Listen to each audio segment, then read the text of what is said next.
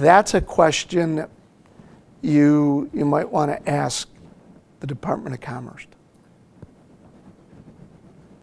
Okay, and I'm not real familiar with food stuff or an ingredient. Okay, do you know Rosanna Marsucci? Okay, she heads up the Department of Commerce here. Tell you what, Denise, if you send me that question, email it to me, I'll pass that on to her and she'll get back to you. Okay? Because I'm not familiar with ingredients. Okay? All right. Page 270. We talked about pre-carriage, we talked about main carriage, we talked about on-carriage. Wanted to make sure. On the next page, number 6, insurable interest.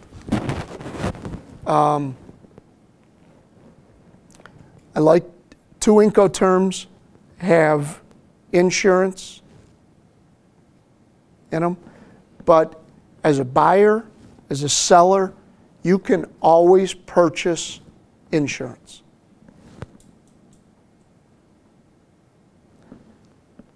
You need to make sure that you have an insurable interest in the product. Okay? Meaning, if title is already transferred from the buyer to the seller, and you're the buyer, you can't insure that product.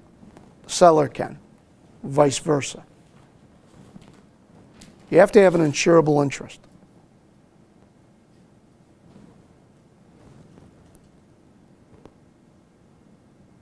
CIP and CIF, which we'll talk about,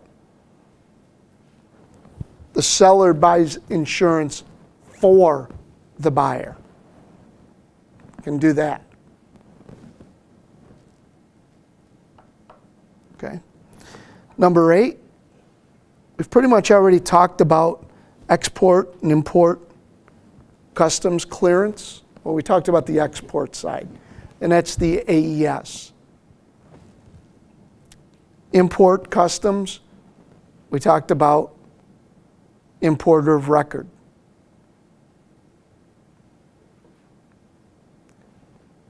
Something I didn't talk about was, if you are the importer of record, make sure that you feel comfortable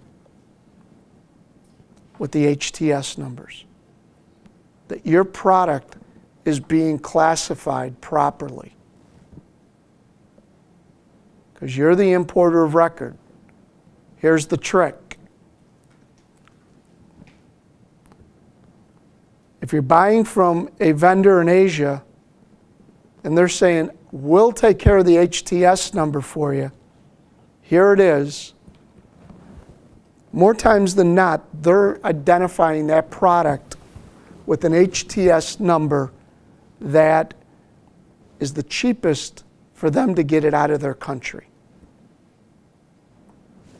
They do not have your interest, your best interest at hand. They're looking at reducing their cost. Well, now that product lands in the United States, either it can't get through customs, or worse yet, it gets through customs, and months later finds out that that is not the accurate classification. Okay, they're coming back on you. All right? And to say, I don't have a defense because our vendor classifies all our products, is only going to get you into more trouble. Okay? So that all falls under export and import customs clearance. Variants of INCOterms. What we go over today, you can change it. You know, if Michelle and I come to an agreement and we say we want to use CFR, but we would like to put this little twist in there. As long as Michelle and I agree on it, put it in writing, put it in the bill of sale, that can work. Okay? So you could change it you could add wording, do whatever you need to. Be very careful when you do that, because now you're involving two people, different cultures, different languages, different governments. You're actually doing everything that the INCOterms were set to protect you against, but it can be done. Packing, talked about packing and the importance earlier in the morning. Okay? Know there is a cost to not packaging your product the proper way. Time, shipping cost, unhappy customers, unhappy vendors. Okay? Inspection.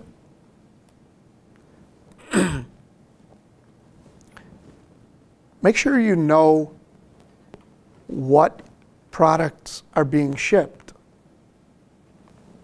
Just because they tell you they're shipping, purple sweatshirts, make sure they're shipping purple sweatshirts and not blue t-shirts. Okay? I use that example because somebody here at Niagara, one of the students, tried to set up a business and wanted to import some purple sweatshirts and ended up with blue t-shirts. Didn't help him out very much. It's a very cheap product. It's a cheap lesson for them to learn. But when you're talking about a $500,000 piece of machinery, okay, it might be worth paying for somebody an outside company to inspect your product. Okay? Also know when you're inspecting, relationships are everything. Okay? Make sure you have a good relationship with your vendor if you're importing something. And remember, just because you're asking somebody to inspect your product doesn't mean that they're not being paid off. Doesn't mean that when they go into that factory and say, I'm here to make sure that you're packing purple sweatshirts, that they don't get paid off to sign off on that bill. Now, you can always use your freight forwarder. Remember, your freight forwarder, if you come through me, and again, when I say me, I'm saying a freight forwarder. When you come through me, I have relationships with agents in China.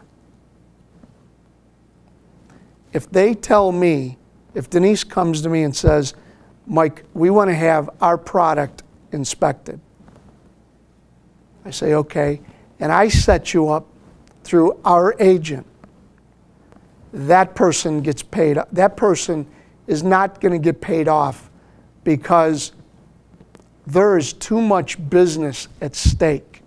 There's something behind it. I have millions of dollars worth of business through that agent that they're not going to risk that. Okay?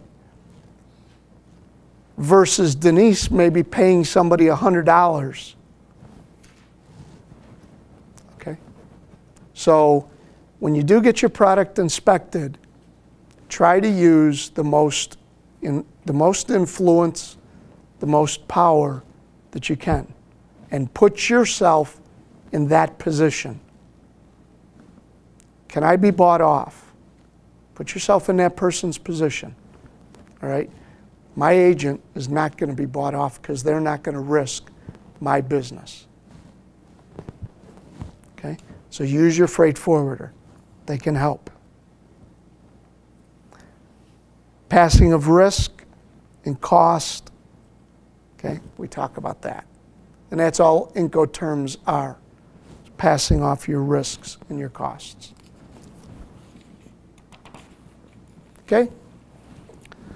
So let's turn over to page 272. And let's start with our first INCOterm.